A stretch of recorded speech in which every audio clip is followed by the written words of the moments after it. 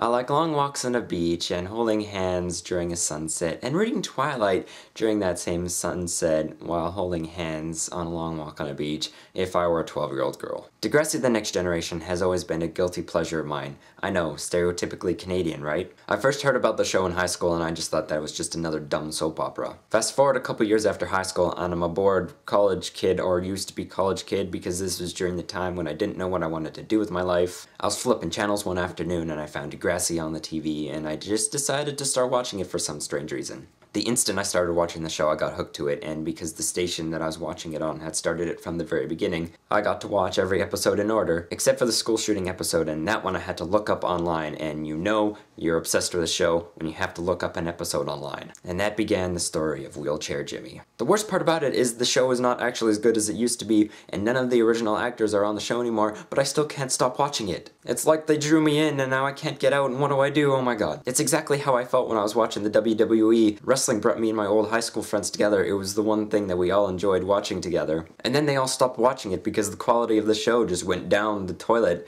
and I just couldn't stop watching it. I mean, now, of course, I've stopped watching it, but I still do kind of keep tabs on it, and I just don't know why I just keep on doing that. Even the past few years, I've gone on Ustream or Justin TV and watched WrestleMania, and I don't even know why. Listening to Justin Bieber's music also falls into this category because not many people seem to enjoy his music except for 12-year-old girls. I find some of his songs enjoyable and I'm not afraid to admit it, there's nothing wrong with that. And then when I do happen to casually mention that I like a few Justin Bieber songs, all they do in response is, "Lol, you're gay. Ah, so gay for liking his music, lol, lol, gay, gay."